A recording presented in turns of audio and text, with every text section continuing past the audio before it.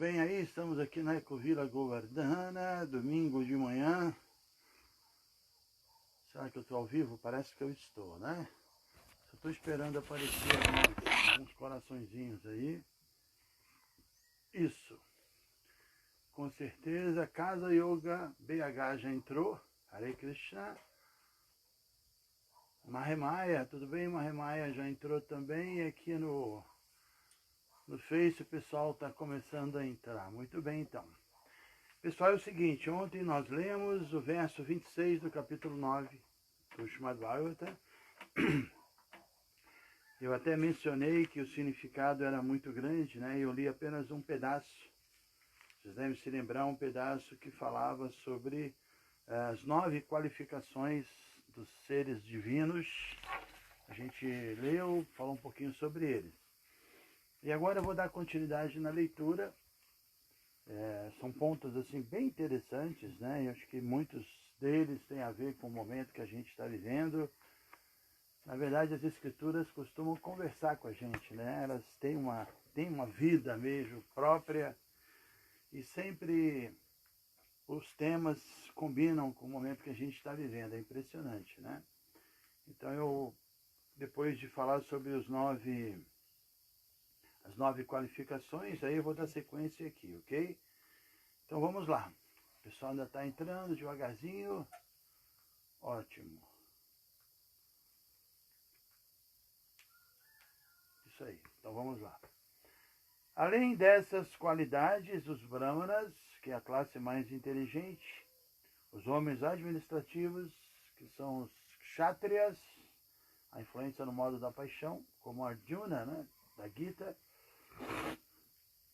a comunidade mercantil, que são os Vaishyas, e a classe trabalhadora, que são os Shudras, devem adquirir qualidades especiais de acordo com os deveres ocupacionais mencionados em todas as escrituras védicas. A Bhagavad Gita, no capítulo 18, também fala um pouco sobre isso, sobre as qualidades, assim, de uma forma bem sucinta. No Srimad Bhagavatam que a gente vai encontrar com mais detalhes isso, né?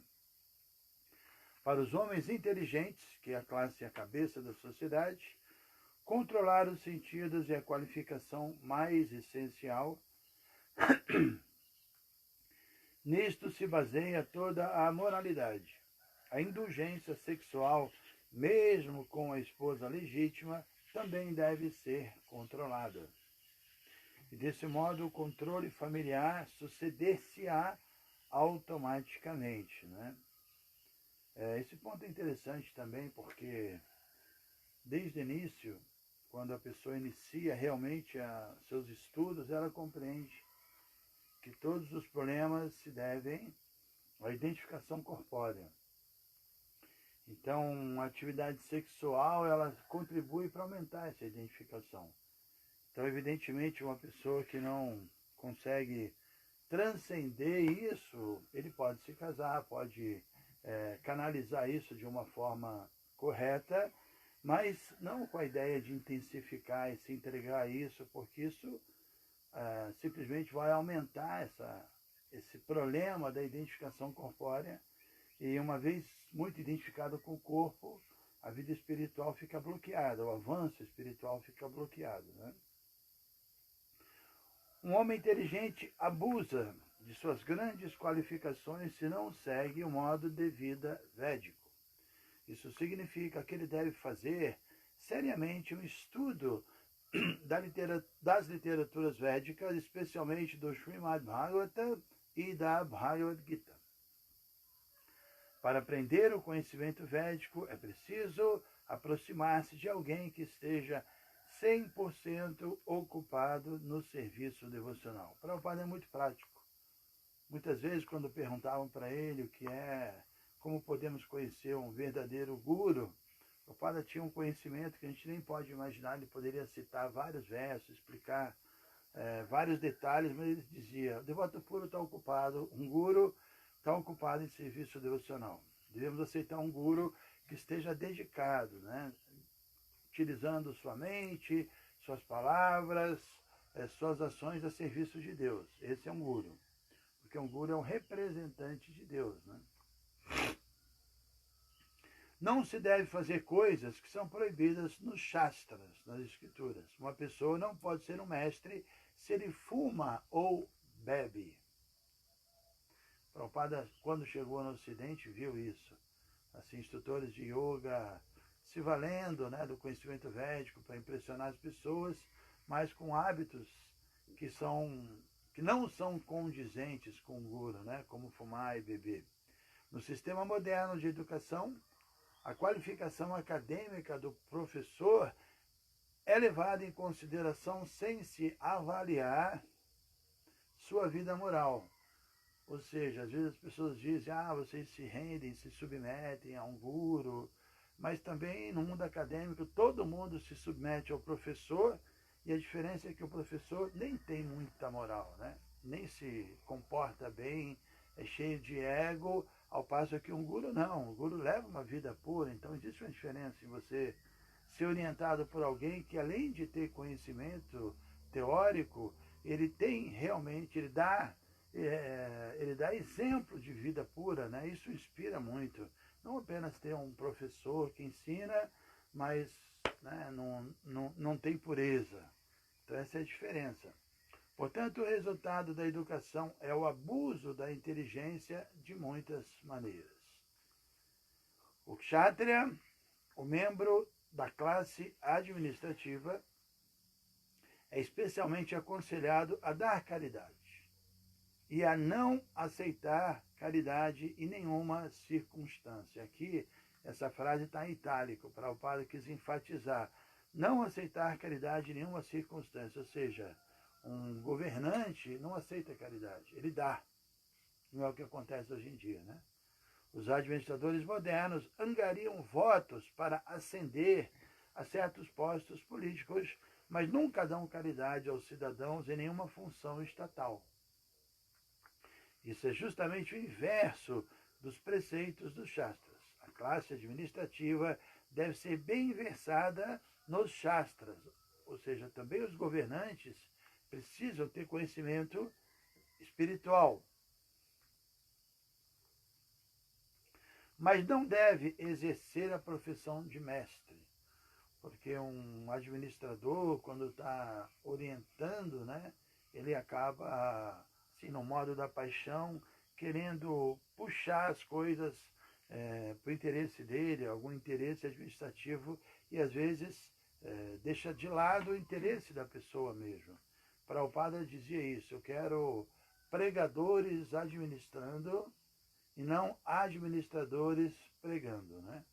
Administradores, quando pregam, sempre querem, assim, e até certo ponto, manipular mesmo, para direcionar as pessoas para um propósito administrativo, para um interesse administrativo.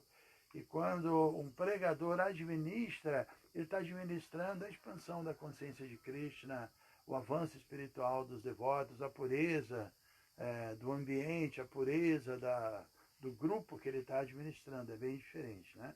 Bem interessante aqui para o Prabhupada dizer que, embora os administradores tenham que ter conhecimento, eles não são mestres. Eles devem se submeter aos brahmanas.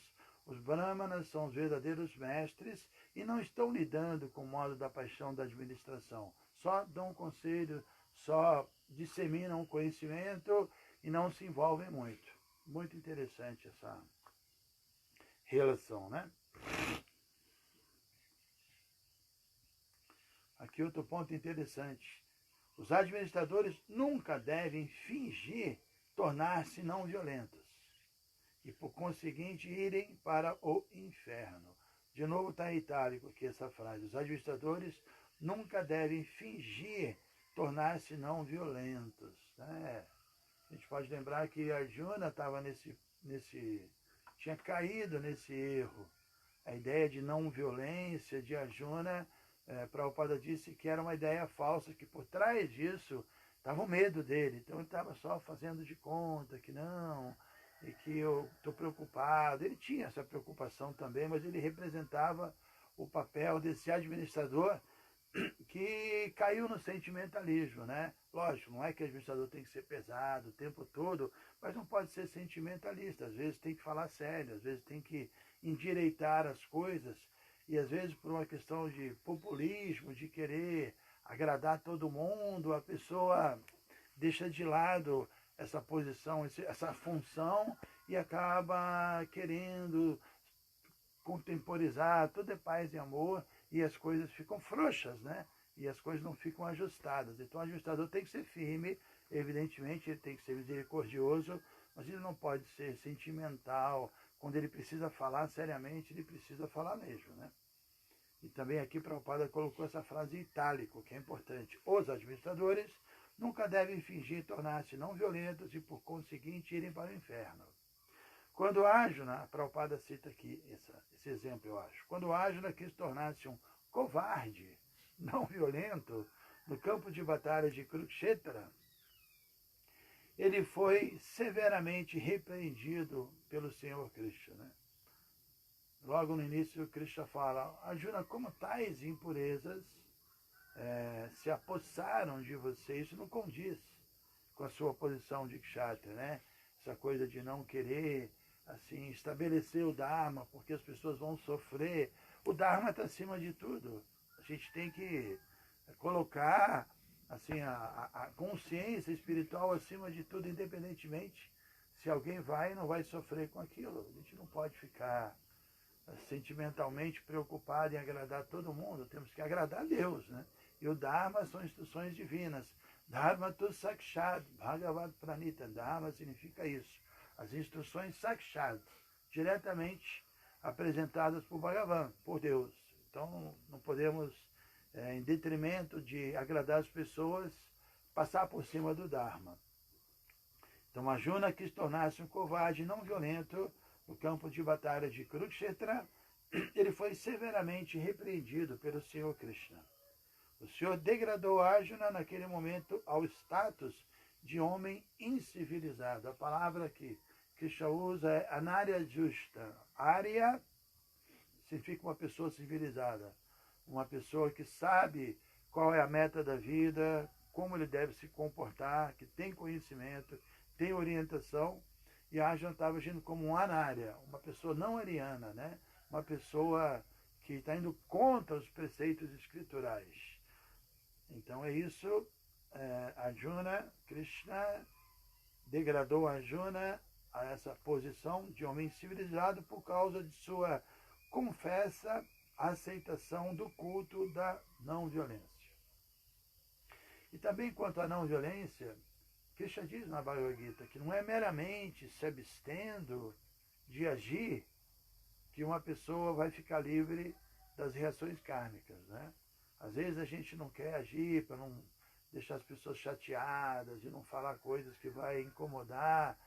O que Krishna diz é que se você às vezes fica com os braços cruzados e não toma uma medida, não explica a real, não tenta consertar um erro só para não incomodar os outros, você faz isso, você vai pagar a reação.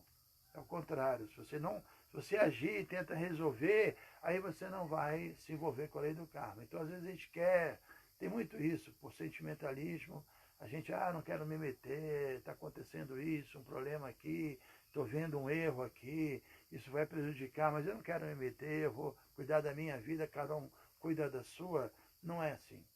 Obviamente não é que todo mundo tem que se meter em tudo, mas alguém, quando vê uma situação assim, deve procurar um administrador, uma pessoa responsável e apresentar e aí entregar. Aí sim, aí desapega, deixa essa pessoa cumprir com esse papel. E essa pessoa tem que cumprir com esse papel, tem que falar a verdade, tem que assim endireitar as coisas, porque Prabhupada diz, essa é a política de Krishna e essa tem que ser a nossa política. Quando há uma discrepância no Dharma, Krishna vem e corrige, né?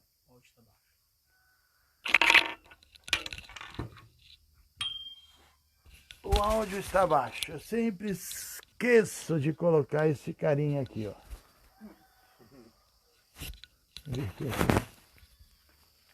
Sempre esqueço do microfone.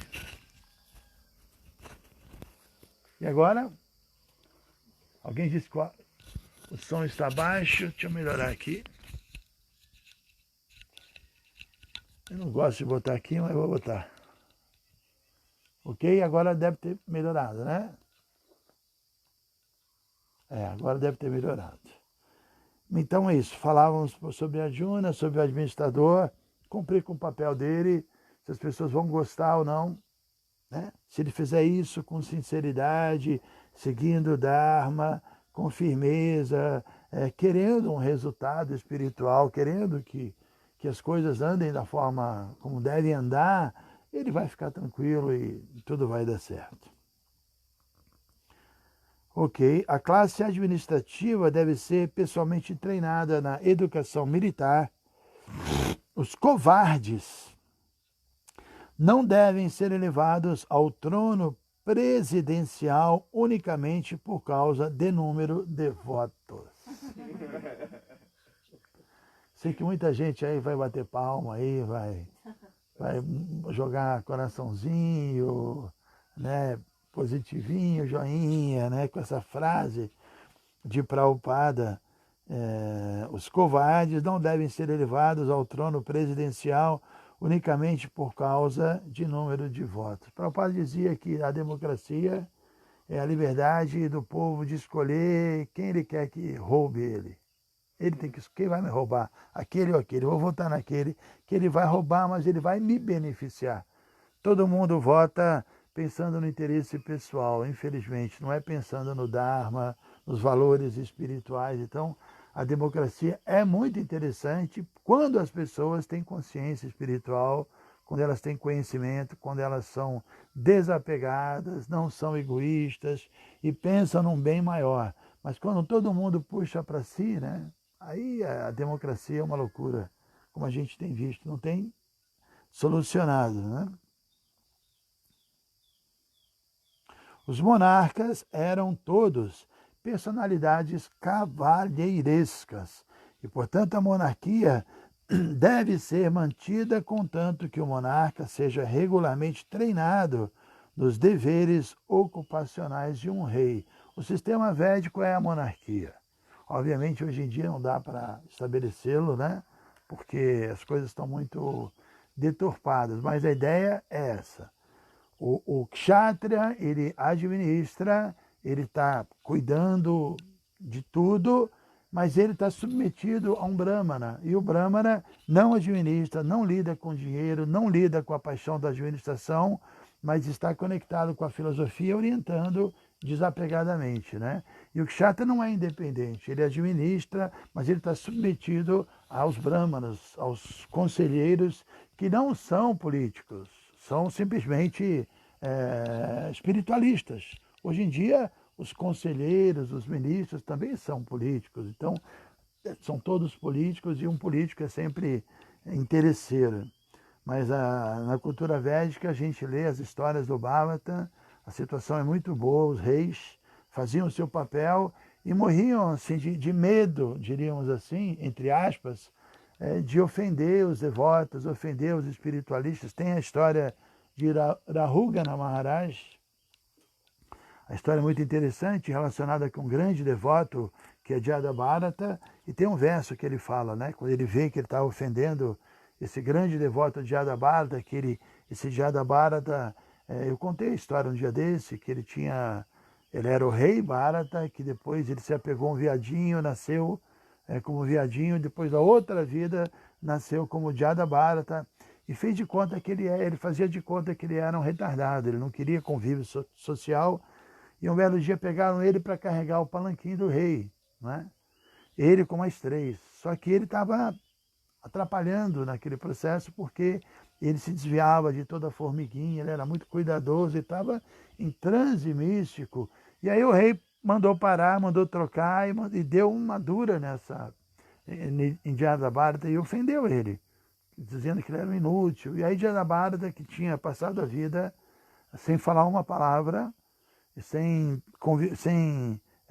se relacionar e se comunicar, ele viu que aquele rei estava muito presunçoso, ele começou a falar pela primeira vez na vida, e ele deu uma lição de moral muito grande, né, no rei. Aí o rei reconheceu que ele era um brahmana, que ele era uma pessoa muito avançada, e aí reverenciou, inclusive pediu para ele iniciação espiritual subsequentemente. E ele fala um verso muito famoso, que ele diz, eu não tenho medo, ele cita vários reis da época, não tenho medo desse rei, daquele rei, não tenho nem medo de Indra, que é o rei dos céus, mas eu morro de medo de ofender um devoto do Senhor Krishna, né? E aí ele reverencia. Então os kshatras, eles são poderosos, mas eles estão sempre sendo controlados pelo conhecimento védico através dos brahmanas. Isso é um processo muito inteligente, né?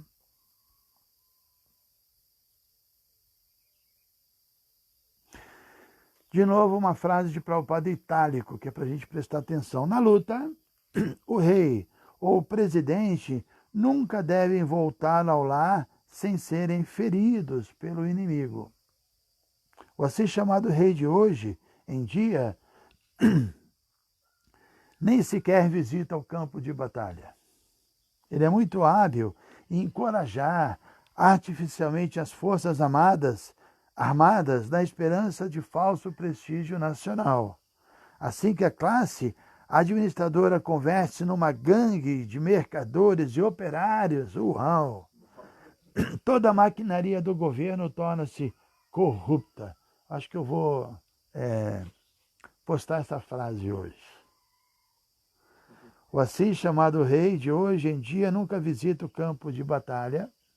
Ele é muito hábil em encorajar artificialmente as forças armadas na esperança de falso prestígio nacional. Ele encoraja, vai lá, que eu vou ficar no escritório, no ar-condicionado, vendo o que está acontecendo. Eu não vou lá não, mas vamos lá, vocês são, né, importantes e vamos, sei lá, né?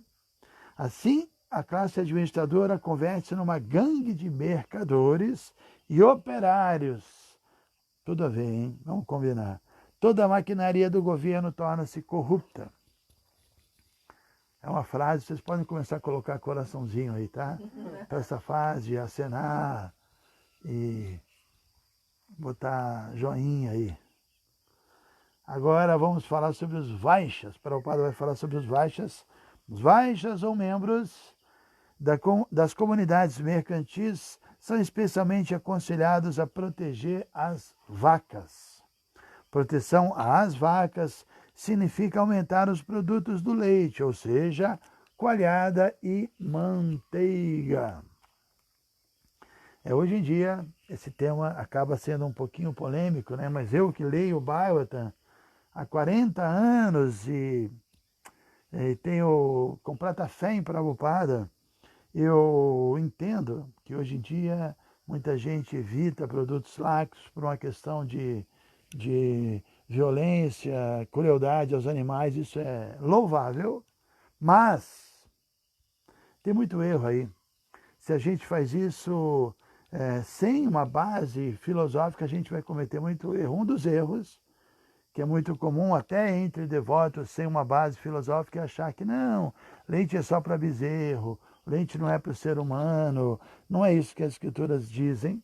Pelo contrário, as escrituras dizem que a vaquinha, quando ela é um membro da família, ela é protegida, ela é querida, ela tem uma relação aí desde que ela nasce com a família que está cuidando dela, e ela tem uma relação amorosa, ela amamenta o seu filhote, seu bezerro, e depois que o bezerro está completamente satisfeito, ela continua dando leite para a família. E se você não tirar esse leite da vaca, ela vai ter problema de saúde, o úbere dela vai inflamar, e mesmo se você deixar o bezerro tomar mais leite do que ele precisa, ele também vai adoentar.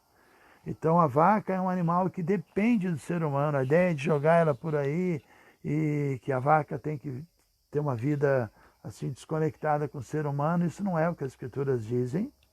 Então eu acho que a ideia de não explorar os animais está dentro desse conceito. Não adianta só não ingerir leite, e o que a gente vai fazer com as vacas? Quem vai cuidar delas? Quem vai protegê-las? Então é importante entender que, além disso, segundo o Prabhupada, e não só Prabhupada, mas baseado nas escrituras, o leite é um alimento, é uma bênção divina, porque é um alimento tão puro que ele refina as células do cérebro e as pessoas se tornam mais inteligentes, mais adictas à espiritualidade, inclinadas à vida espiritual, assim como tem alimentos no modo da ignorância que faz com que as pessoas fiquem inclinadas à promiscuidade, à intoxicação, à ira, a outras coisas. A alimentação produz, né? Por exemplo, uma pessoa que se alimenta de carne, ela está ingerindo violência e ela vai ficar violenta. Então, a energia da vaca na forma de leite, ela é uma bênção, né, de Deus, e não há nenhuma violência em você usar esse leite, né, essa energia da vaca, se você cuida dela, se você a protege, mesmo quando ela para de dar leite, evidentemente, né, os devotos cuidam das vacas até o final da vida, e o bezerro também é cuidado, e não há nenhum problema em oferecer esse leite a Deus e fazer preparações saborosas e ingeri-lo. Então, se o devoto é vegano ou não é vegano, tudo bem. O importante é oferecer o alimento a Deus, mas na prática muitas vezes nós vemos que às vezes os devotos se perdem com isso e acham mais importante que o alimento seja vegano do que seja oferecido a Deus. Isso é um erro, né? O mais importante é prasada. Se é vegana ou lacto-vegetariana, ok. Quem preferir vegano também não é um problema.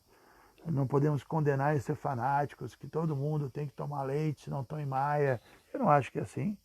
Mas dizer que quem toma leite está em maia também é outro extremo, né? Então cada um decide como vai fazer. Só que temos que pensar em proteger as vacas. Não tem jeito. As vacas precisam ser protegidas, tá? E os vaixas, a classe mercantil e produtora, tem essa função não só de proteger as vacas, mas todo o meio ambiente. Isso é função dos vaixas. Agricultura e distribuição de alimentos são os deveres primários da comunidade mercantil, é o estômago da sociedade, apoiada pela educação no conhecimento védico e treinada a dar caridade, porque assim como o kshatriya, ele se submete aos brahmanas, também os vaixas, né? Os vaixas também têm guru, os vaixas também são iniciados, estão submetidos aos brahmanas e também estão submetidos aos kshatriyas que regulam a distribuição do alimento e não deixam que a coisa seja inflacionada. Então é um esquema bem montado. Assim como os kshatriyas recebiam o encargo da proteção aos cidadãos, os vaixas encarregavam-se da proteção aos animais. Muito interessante. E podemos dizer que os brahmanas, eles são encarregados de proteger as outras classes espiritualmente, a conceder uma proteção espiritual. Então, os brahmanas protegem a sociedade espiritualmente, os kshatriyas protegem os cidadãos, os vaixas protegem os animais. Muito interessante. Os animais nunca devem ser mortos. A matança de animais é sintoma de uma sociedade bárbara. Para um ser humano, os produtos agrícolas, frutas e leites são alimentos suficientes e compatíveis.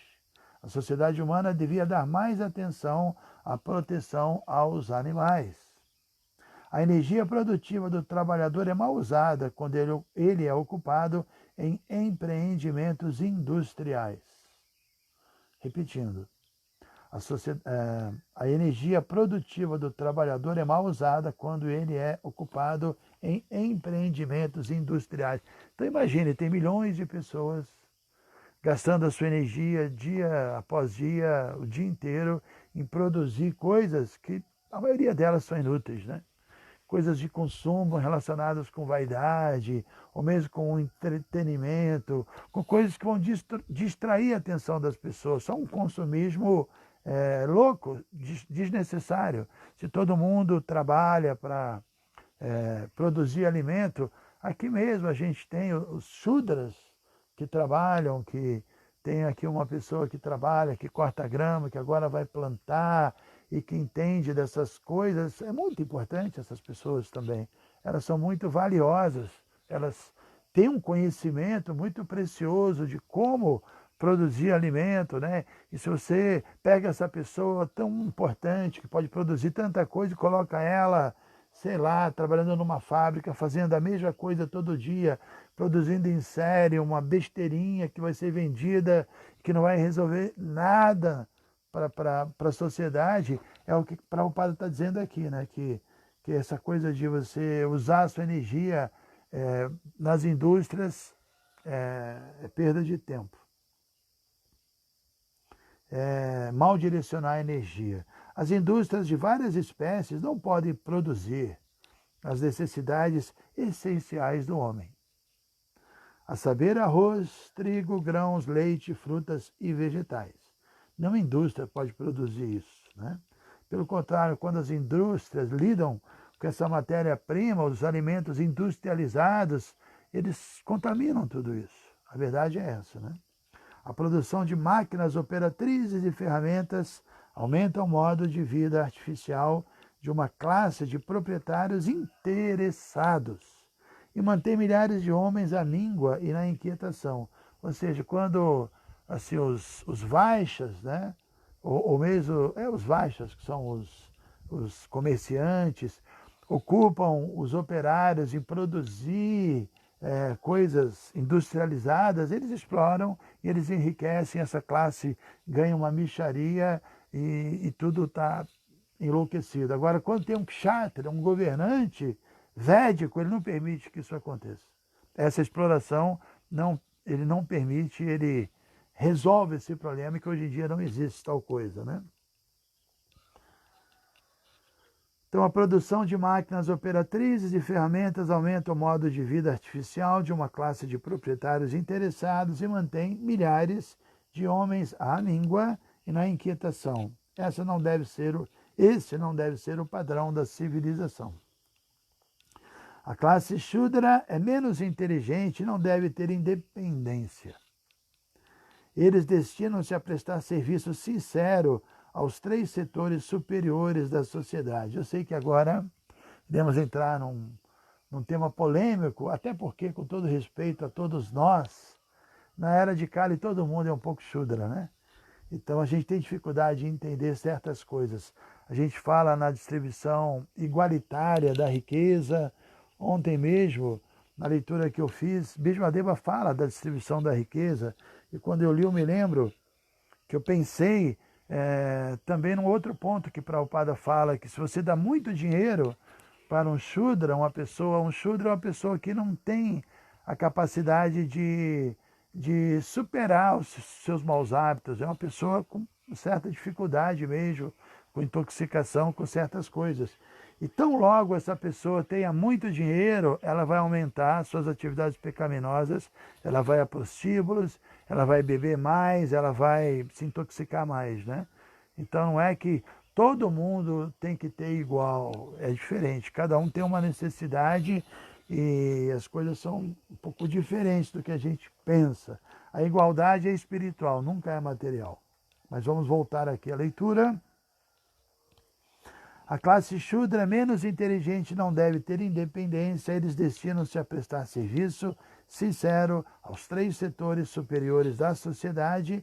A classe Shudra pode alcançar todos os confortos da vida, simplesmente prestando serviço às classes superiores. Na prática a gente vê, né, um trabalhador ou uma trabalhadora que é fiel a uma classe superior, e essa classe superior também tem uma natureza divina e protege esse trabalhador, todos ficam felizes. Muitas vezes trabalhadores, às vezes um empregado doméstico, alguém que trabalha assim num sítio, fica a vida inteira ali feliz da vida, protegido, tendo uma vida extremamente decente, digna, e são considerados como membros da família. E aquela pessoa que protege os Shudras, aqueles que estão trabalhando para ele, né? Essa pessoa também recebe, ela tem a fidelidade deles a vida inteira, a gente vê isso.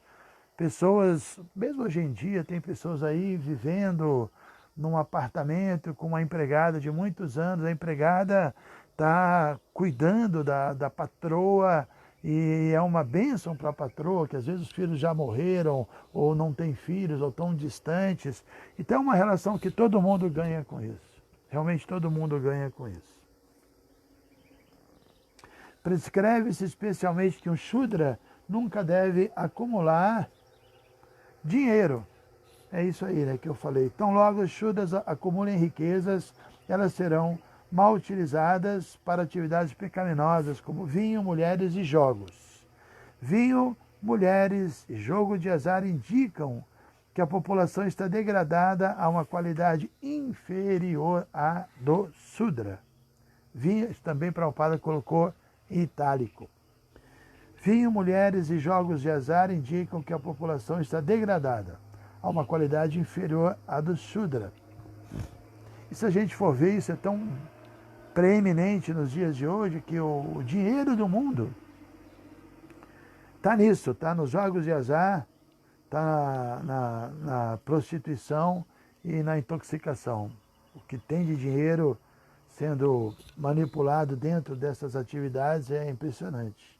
As castas superiores devem sempre zelar pela manutenção dos Shudras e devem fornecer-lhes roupas usadas. Um Shudra não deve deixar seu senhor quando ele esteja velho e inválido, e o senhor deve manter os servos satisfeitos sob todos os aspectos. Os Shudras devem, em primeiro lugar, ser satisfeitos com alimentação suntuosa e roupas antes da execução de qualquer sacrifício. Nessa era, muitas funções são mantidas com gastos de milhões, mas o pobre trabalhador não é alimentado suntuosamente, nem recebe caridade, roupas, etc. De novo, Prabhupada colocou em itálico isso, né? Mas o pobre trabalhador não é alimentado suntuosamente, nem recebe caridade, roupas, etc. Agora é o momento, né, que os governantes têm que ler essas instruções e aplicá-las, né? Assim, os trabalhadores ficam insatisfeitos e, desse modo, promovem agitação. Os Varnas são, por assim dizer, classificação de diferentes ocupações, e a Ashandharma é o progresso gradual no caminho da autorrealização. Então, os Varnas são Shudra, Vaishya, Kshatriya e Brahmanas, que acabamos de falar, né? E o Ashram são os Brahmacharis, estudantes, os Grihastas, chefes de família, os Vanaprasthas, que depois de terem passado por Brahmachari, chefe de família, uma idade avançada, se desliga da vida, assim, do desenvolvimento econômico e começam a cultivar o desapego e finalmente os sannyasis, que é a ordem renunciada da vida.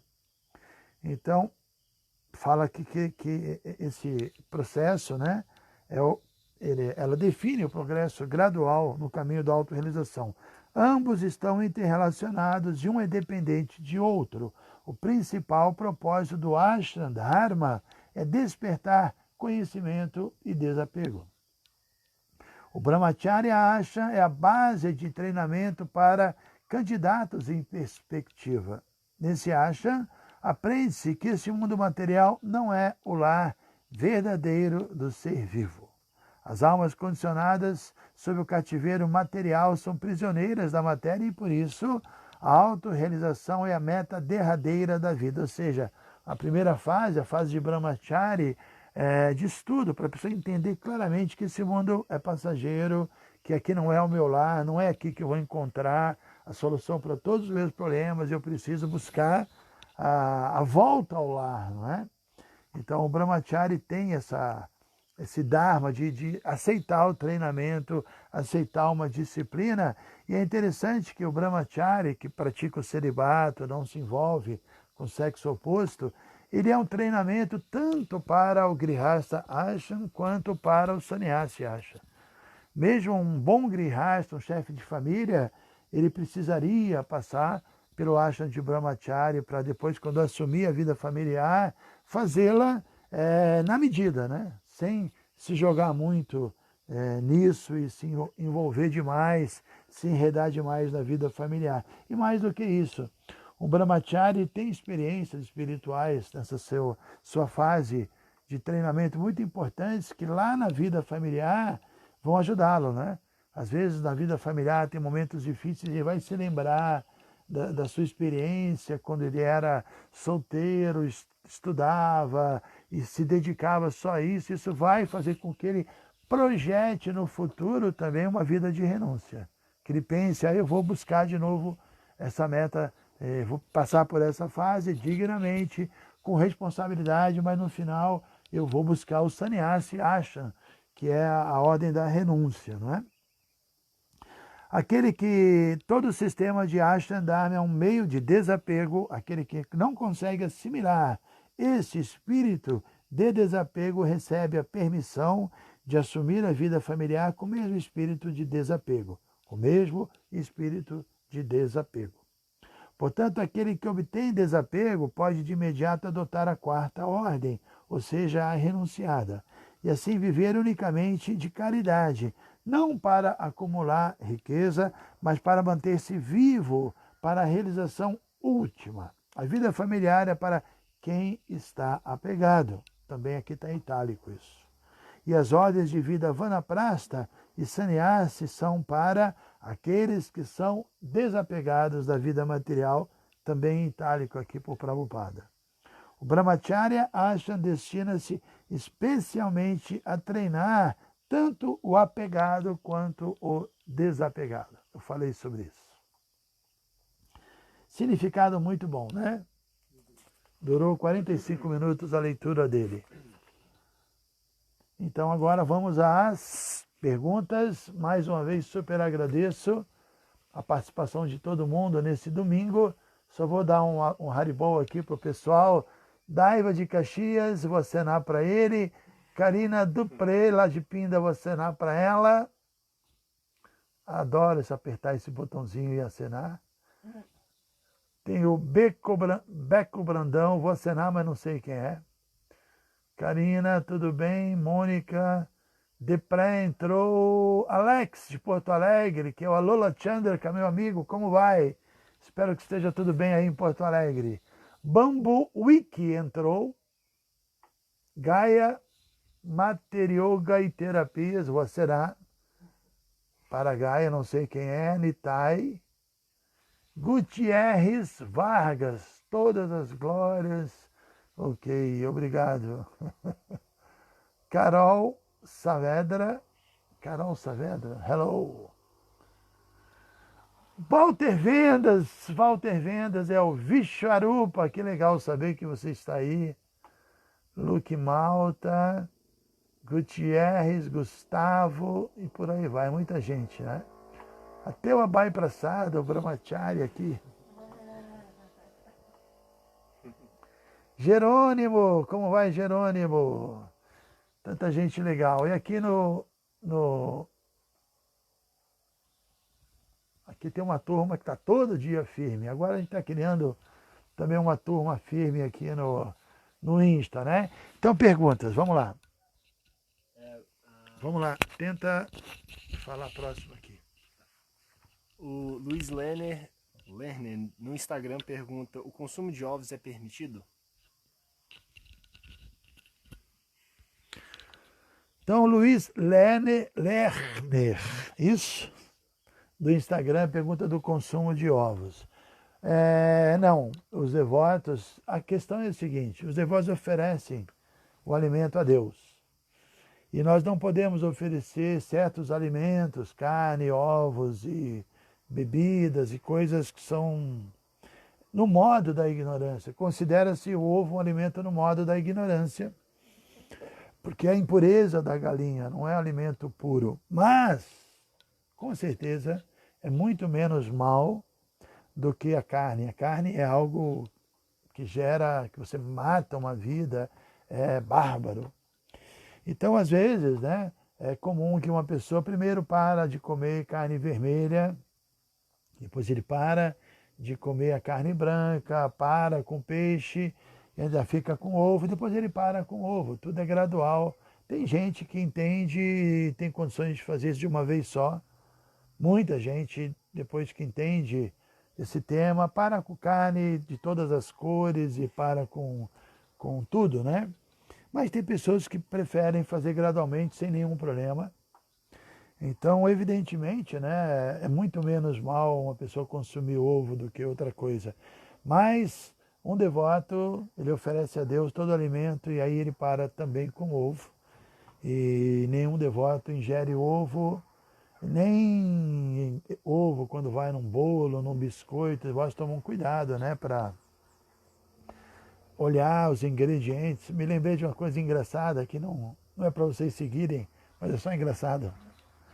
Estava na casa de um devoto, o devoto deu um biscoitinho lá, aí eu olhei os ingredientes, falei, pô, tem ovo em pó, né? Ovo em pó. Aí o devoto, que é muito engraçado, fala, sopra, sopra. Sopra para o ovo em pó sair, já que é pó, né? Não, nós temos que tomar cuidado e não tem nada a ver. Deixa, a gente já deixou tanta coisa, vamos deixa o ovo também. E também podemos deixar várias coisas industrializadas, né? Que são terríveis, não tem Shakti, né? Não tem energia nenhuma. Tem alimentos que eu já ouvi falar de pessoas que guardaram hambúrguer lá sei lá, da McDonald's por sei lá quanto tempo e ficou mesmo, não alterou nada, né? Não sofreu nenhuma alteração, porque não é uma coisa orgânica, né? Uma coisa viva. Aí as pessoas perguntam, mas vocês comem maçã, vocês comem o brócolis, o tomate, isso tem vida também, porque vocês comem? A resposta é por isso, porque tem vida, nós comemos vida e não cadáveres, né? E o ovo, ele ou é uma carne morta, líquida, ou é a impureza da galinha, então nós não comemos. Né? Lógico, comemos vida e oferecemos a Deus, entendendo que é vida, entendendo que você não tem direito de tirar a vida, a gente oferece o alimento e o alimento se torna santificado e aí está tudo certo. É a maneira de solucionar o nosso problema. Mais uma? Sim. A Bhaktirasa pergunta... A Bhaktirasa de Govardhana pergunta como a mulher deve se posicionar corretamente no Varnashama? Qual é a maneira correta dela atuar enquanto Brahmacharini?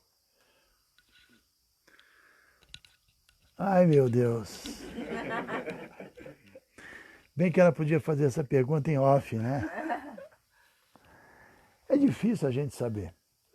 Sinceramente, é difícil a gente saber e responder. Eu não ousaria dar a resposta perfeita, porque na cultura védica não tem assim instruções relacionadas com asha de brahmacharinis. Não tem. Agora, em relação aos varnas, sim, né? A pessoa tem que seguir sua natureza. A gente vê que Draupadi era uma kshatrini, ela era pesada, né? Kunti também, e você vê, tem várias situações nas escrituras védicas que você vê que realmente tem a questão da natureza. Agora, dentro da cultura védica, realmente as mulheres não iam para o Gurukula, não ficavam estudando sob os cuidados de um guru, elas ficavam dentro da instituição familiar, e elas recebiam educação lá dentro. Hoje em dia não é assim, né? Hoje em dia, você querer impor esse tipo de coisa para as mulheres, especialmente ocidentais, você está desperdiçando uma energia muito importante que as mulheres têm. Então, sendo práticos, como o Prabhupada era, a gente tem que analisar cada devota, independentemente do gênero, do corpo que ela está, e ver as qualidades que elas têm e tentar encaixá-las de maneira que elas vão ficar felizes usando a sua natureza, e independentemente da posição, né? Isso não faz muita diferença, isso temos que ser práticos. Então, se uma pessoa, por exemplo, uma devota, tem certas habilidades, mas você quer, não pode porque é devota, você tem que ficar na sua, imagine, isso não tem nada a ver com a filosofia. Você estaria reprimindo uma pessoa, isso é contra a filosofia. Agora, é um fato também que, da mesma forma que o brahmacharya é treinado para entender a importância da autorrealização, para se desapegar, eu acho que a devota nessa condição é a mesmíssima coisa. Ela tem que estudar, ela tem que aprender, ela tem que entender, e mesmo entrando na vida familiar, eventualmente, né, ela não vai entrar despreparada, é uma forma de preparar. Eu acho que Prabhupada aceitou também isso, e a gente entende claramente, porque as mulheres não estão recebendo esse treinamento em casa, espiritual e nem moral, muitas vezes, né? A própria família é um mau exemplo, então é melhor que as devotas venham para o templo e a gente tente fazer isso sem o menor problema. Agora você vê também devotas que já nasceram no movimento, já são treinadas pelos pais devotos. Talvez elas não precisem vir morar num templo para receber esse treinamento, já estão treinadas e talvez, mas também podem, sem nenhum problema. Na prática, a gente vê que as devotas fazem assim uma diferença enorme nos templos e cumprem papéis que os devotos não conseguem cumprir, e eu acho que vice-versa também. Mas também tem exceções às regras. Às vezes tem devotas com qualidades que deveriam existir nos homens e vice-versa. Então, hoje em dia, na era de Kali, as coisas não estão muito certinhas, ajustadas, mas a ideia é a mesma, como nós lemos aqui. Brahmachari ou Brahmacharini, que é o feminino de Brahmachari, é a fase de não pensar em nada, não pensar só em Krishna. Krishna merece uma fase de exclusividade, né? Não, eu vou me dedicar a Krishna. E se Krishna quiser, ele vai me dar um esposo, vai me dar uma esposa. Se ele quiser me ocupar como um chefe de família, eu vou fazer isso também. Mas confiar em Krishna, se entregar a Krishna e, ao mesmo tempo, dentro assim da natureza da própria pessoa, né? Ufa, eu acho que deu para responder. Mais perguntas? Sim. A Madhava Priya de Brasília diz: Jai Gurudev, reverências, todos iguais a Prabhupada. Madhava Priya de Brasília, aqui Jay, pergunta. O senhor poderia me dizer qual verso específico fala sobre o leite? Se eu poderia dizer qual verso específico que fala sobre o leite, eu não sei dizer, teria que pesquisar. Provavelmente nesse primeiro canto tem, na história, quando fala de Kali, Parikshit, né? Teria que pesquisar, mas se você for lá no Veda Base e colocar lá milk, como os indianos falam, milk, leite, né? Você vai encontrar versos. Prabhupada, ele vai no Veda Base de Prabhupada, você vai encontrar, eu não sei dizer, tem que fazer uma pesquisa. Mais perguntas? Sudanang está perguntando, as vacas precisam ser protegidas. Muito boa esta afirmação. Precisamos refletir nisso de forma prática. Como poderemos hoje proteger as vacas? Eu acho que a primeira coisa é se tornando vegetariano. Um vegetariano deixa de compactuar, pelo menos, né, com a matança das vacas, de muitas vacas que ele eventualmente teria que comer, né? Então isso é uma forma, Prabhupada fala sobre isso, e quando você propaga a consciência de Krishna e consegue ajudar o mundo a entender isso, você está protegendo as vacas, né? Você pode proteger uma vaca, mas você pode ajudar a propagar esse conhecimento e tornar muitas pessoas vegetarianas e fazer uma diferença. Agora, as comunidades precisam ter essa concepção onde existe uma boa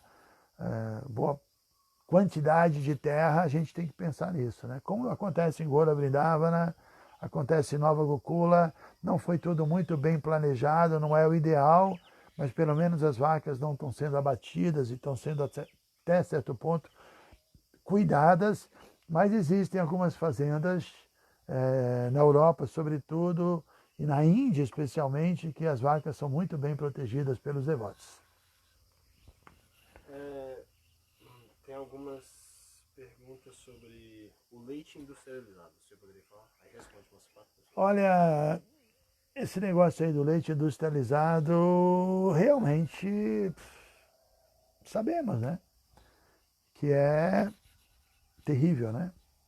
Então, quem não vive numa área como a gente vive aqui, que pode conseguir um leite não industrializado, tem a opção de se tornar vegano, né? Ou então procurar um leitíssimo aí, um leite de mais qualidade. E aí é com vocês, né?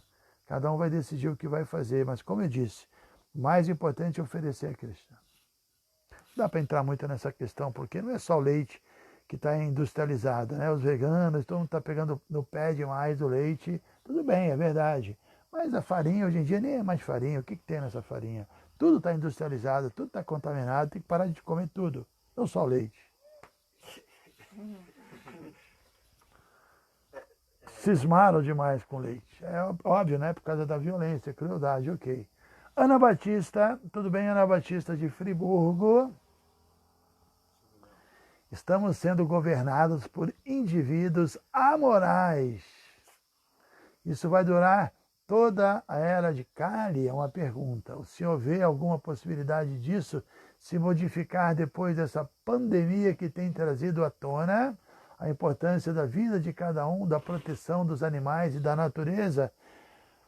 Ana, eu tenho esperança que sim, mas não é o começo disso, né? Acho que as coisas gradualmente vão assim crescendo e acho que outras pandemias virão, porque você ainda conversa com as pessoas e assiste os jornais, ninguém está falando que, olha, temos que pensar, todo mundo só fala em economia, só fala em economia, todo mundo só fala em economia, né? Então, essa chacoalhada aí da natureza, de Deus, ainda não foi suficiente. Acho que, não sei o que vai acontecer, é difícil, né? Mas eu acho que é um marco mesmo, um divisor de águas. Tem essa esperança, tem essa intuição, pode ser falha, né? De que não é só mais um probleminha, agora é um negócio sério, que o mundo vai acordar para certas coisas, né? Só que não é da noite para o dia também. Não é que, vamos tirar o presidente e botar ali um kshatriya versado na literatura védica, com um conselho de brahmas que cantam japa, acordam e... Não vai ser isso agora, mas quem sabe com o tempo, né? Acho que isso vai acontecer. A previsão é que teremos 10 mil anos de Era Dourada. E como qualquer coisa que dura um certo tempo, né? Uma árvore, por exemplo, ela começa pequena até que ela atinja assim a sua fase adulta e dê frutos, né? Eu acho que tudo ainda está bem embrionário, mas eu acho que estamos indo nessa direção. Eu acho que devemos ter essa esperança. Mais alguma? Sim, tem várias. É uma pergunta bem grande. Resume. Resume, tá dando. Então, é de Paloma Ariely, no Facebook. Jai Maharashchandra Mukha Swami, no capítulo 2 chamado Bhagavad, Srila Prabhupada diz: o não cumprimento do dever específico designado a cada ser vivo é a causa de desarmonia entre o ser vivo e outro. Já a relação estabelecida com base no Senhor Supremo é de completa harmonia. O senhor poderia falar do passatempo do Senhor Chaitanya em perfeita harmonia com os animais em Madhya Pradesh? Parece que a primeira parte não tem diretamente uma relação com a segunda, né? O que ela disse é que se cada um, que Prabhupada fala, se cada um cumprir o seu papel, tudo vai estar em harmonia, né? Imagina um time de futebol. Se o goleiro fica no gol, se os zagueiros fazem o papel deles, os laterais, o meio de campo, o atacante, então vai ter harmonia. Mas se o goleiro resolve ir para frente, sei lá, né, é uma confusão. Então cada um tem que assumir o seu papel. Agora o passatempo de Chaitanya é um passatempo transcendental, que quando Chaitanya viajou na floresta de Jarikanda, isso é algo muito excepcional, né? Ele, como era o próprio Krishna, ele começava a cantar e os animais vinham, né? Os animais se aproximavam, mesmo animais ferozes como o tigre, o leão, os elefantes, e todos eles começaram a dançar, a cantar do jeito deles. Isso é muito impressionante, né? Essa história foi registrada por um devoto, um brahmachari que viajava com ele. Isso é bem interessante, você encontra no Chaitanya Charitamrita. Tem uma canção que fala sobre isso, que é uma canção chamada Parama Karuna, de um grande poeta e escritor chamado Lochana Das, que ele escreveu também o Chaitanya Mangala, que é um livro importante. Então ele glorifica Chaitanya, dizendo que a misericórdia máxima, ele e Nityananda, que eles trouxeram a essência do Dharma, Ananda Kanda, Kevala Ananda Kanda, um caminho que é só de bem-aventurança, não exigiram austeridades, né? E que a gente tem que abandonar o gozo dos sentidos, simplesmente, e abrir a boca e cantar Hare Krishna. Bom, aqui no Instagram, por favor, pode conectar de novo aqui o Instagram? Então, nessa mesma canção chamada Parama Karuna, vocês podem procurar. Vamos voltar. Estamos de novo ao vivo, falando a história de Chaitanya, que ele, na floresta de Jarikanda, fez todos os animais cantarem e dançarem a seu modo, né? Então, nessa mesma canção, ele fala...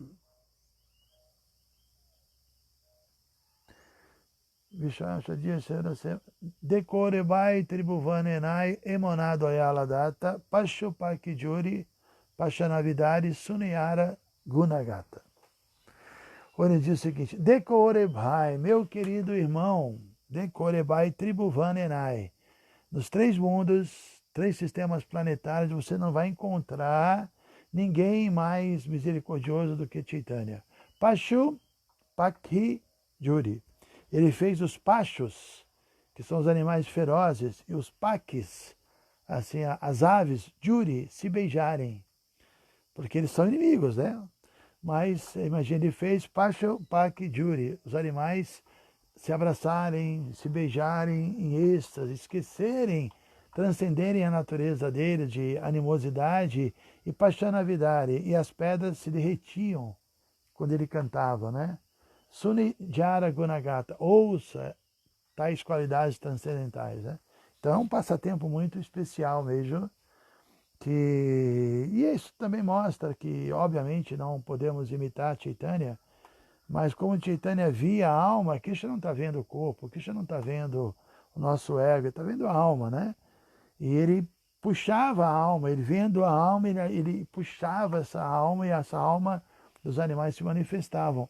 Isso serve para a gente até certo ponto. Quando você lida com alguém como alma e procura ver nela um ser divino, uma centelha divina, você ajuda essa pessoa a despertar, e você puxa nela assim, essa alma espiritual sai do armário, né?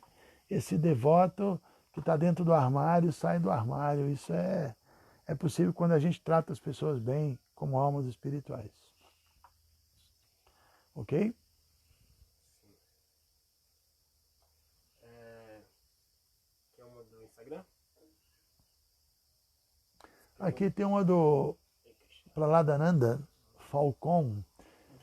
Em relação à administração de um templo hoje em dia, o certo é ter 2 administradores para não sobrecarregar. Sei que decaiu muito a falta de devotos internos, inclusive para ajudar a administração, o que seria o certo. O presidente do templo sempre está perguntando ao guru e se associando com devotos administradores para evitar de falhar menos? Sim, né? Tudo tem que ser organizado, mas a meta de um templo não é só que tudo tem que ser administrado e organizado. Isso é o meio. O propósito tem que estar bem definido. Por isso eu disse, citando Prabhupada, que é melhor ter um Brahmana administrando do que um administrador pregando. O administrador pregando, ele administra por administrar, e o negócio dele é organizar o tempo, as finanças, e ver que tudo funcione. O pregador não, ele quer que isso aconteça para propagar a consciência de Cristo. É algo muito maior. Então a ideia é que assim, a cabeça do templo tem que pensar nisso. Cuidar dos devotos, inspirar os devotos, iluminar as pessoas, cuidar da congregação, fazer com que todo mundo esteja entusiasmado a servir, e ao mesmo tempo ele pode trabalhar com um conselho que faz com que as coisas funcionem, que as contas sejam pagas, que tudo seja organizado. Não me parece tão difícil. Você que é um membro da congregação de São Paulo, lá a gente tem uma congregação muito boa, e agora o Govinda Gopala, que é um ótimo brahmachari, está encabeçando, eu estou apoiando, tem bons brahmacharis, agora boas devotas, a gente está chegando lá, acho que a gente está com um formato, um modelo muito bom. E tem muitos, assim, membros da congregação ativos e bons, né? e também são todos próximos aqui à Ecovila, então a gente está com uma situação boa.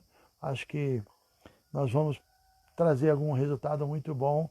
E há uma harmonia muito legal entre todo mundo, o conselho, o presidente, comigo, com os brahmacharis, está todo mundo feliz. Essa harmonia que a Paloma na pergunta anterior fez, né? Os brahmacharis fazem a parte delas, eu tento fazer a minha parte, dando a liderança, diríamos, espiritual, o conselho, cuidando dos assuntos administrativos, e está lá o Govinda Gopali como brahmachari sênior, cuidando dos brahmacharis e sendo assim, o meio de campo entre eu e a pregação. Eu acho que está funcionando super bem. Não? Os brahmacharis estão fazendo assim. Ó. Bhakta Renato, Maharaj, famílias em templo urbano ou casais ainda sem filho devem ser mais cuidadosos para funcionar de acordo ou está fora do padrão? Depende, né? Imagine se você tem um templo urbano com uma casa com 35 quartos e uma área enorme. A gente já teve isso em São Paulo, no Ipiranga, né? Depende, né? Assim, depende, mas assim, a ideia é que não, que é melhor viver nas comunidades. Prabhupada queria que os grihastas fossem para as comunidades, mas também não fossem lá para ter minha casinha e vou ter a minha vidinha, não, para servir, para trabalhar, ter sua casinha, seu momento de independência, mas a ideia não é priorizar a vida familiar, sempre a vida espiritual, sempre assim, a prioridade tem que ser a vida espiritual em qualquer ashram. Senão essa pessoa acaba puxando muito para o interesse dela e vai criar um ambiente não tão harmonioso.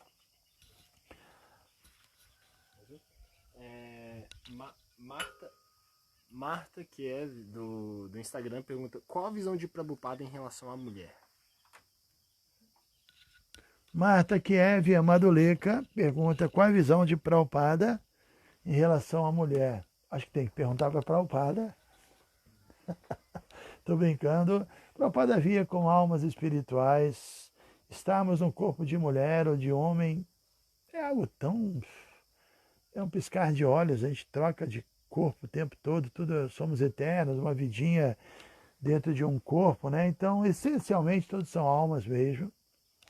E eu acho que quando, em outras eras, tudo era muito mais definido, então, geralmente, mulheres têm uma função e homens têm outra função.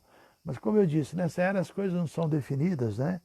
Então, a gente tem que olhar para as pessoas e ver quais são as qualidades delas e ocuparem as pessoas de acordo com as qualidades delas, independentemente se elas são mulheres, se elas são homens. Eu acho assim, né? E tudo também tem muito condicionamento social. Por exemplo, é incrível, na Índia você vê que os cozinheiros são homens, por exemplo. Não sei porquê, porque cozinha são sempre os homens. Aqui é diferente, né? Assim, não sei, assim, eu acho que não é tão relevante isso. Se as devotas são boas, são boas. Se elas não são boas, elas não são boas. Se o homem é bom, ele é bom. Se não é bom, não é bom. E se eles são pessoas legais, cooperativas, filosóficas, né? Amorosos, agradáveis, com atitude de serviço, inteligentes. Temos que ver, né?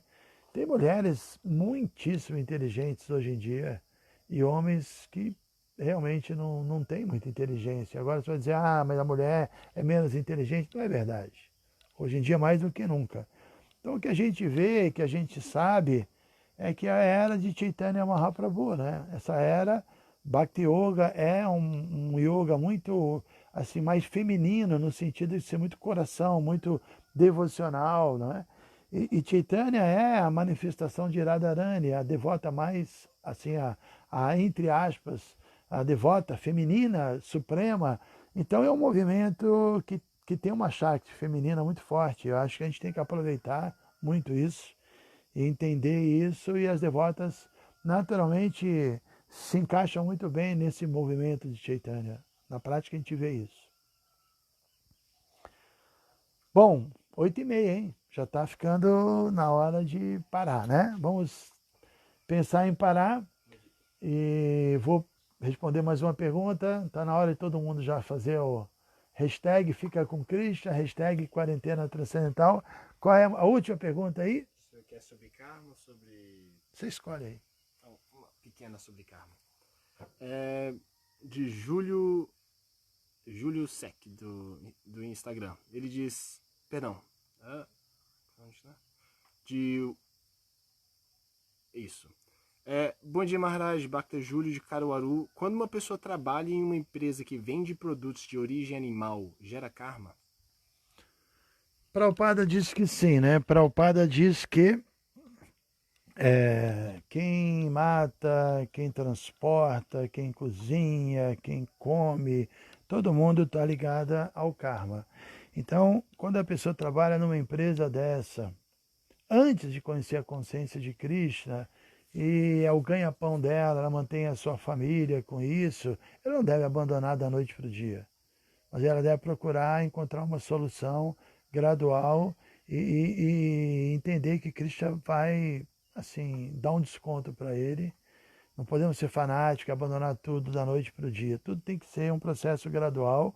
Assim como muitas vezes, né, uma pessoa se casa com outra e essa outra não era uma devota e de repente essa outra se torna uma devota e aí essa pessoa que se tornou devota entende que eu casei com aquela pessoa, não era uma devota e não posso agora exigir muito, tem que ir devagar para conseguir criar uma harmonia e fazer as coisas tranquilamente. Então, da mesma forma, né, quem trabalhava numa empresa que envolve matança de animais antes de ser consciente de Krishna é uma coisa. E outra coisa é você ser um devoto, já saber disso e aceitar uma proposta de trabalhar num ambiente desse, aí sim é inaceitável. Ok? Acho que está ótimo. Eu vou aqui demorar um pouquinho para desligar, porque eu vou acenar a galera aqui do Insta, Instituto Inspire. Vou acenar para eles. Muito bem. Vou dar uma olhadinha também aqui na turma do Face, que eu gosto dessa parte. A Ruth, tudo bem? Aloha, sei lá quem é. Karina, Ruth, muita gente legal. Ok, pessoal, agora vamos para o Face. Pessoal do Face, eu vou mostrar para vocês um pouquinho agora onde nós estamos. Talvez vocês tenham curiosidade, para quem nunca veio aqui. Eu falei um dia desse, né, que... bom, se alguém quiser levar também isso aqui, ajudando, né? Eu falei aqui para vocês que embora nós estejamos recolhidos, não estamos tão recolhidos assim, porque o lugar é muito incrível. Olha onde nós estamos. Aqui é a minha varanda, estou saindo da minha varanda, mostrando aqui o cenário. Ali temos uma plantação enorme, tá vendo que bonito? Temos as vaquinhas ali, ó. Deixa eu ver se eu consigo dar um zoom. Tá vendo as vaquinhas ali?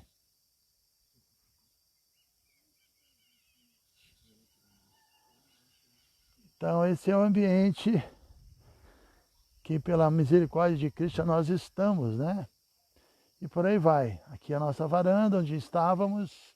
Lá em cima temos a capelinha, o sol. É isso, pessoal. Legal, né?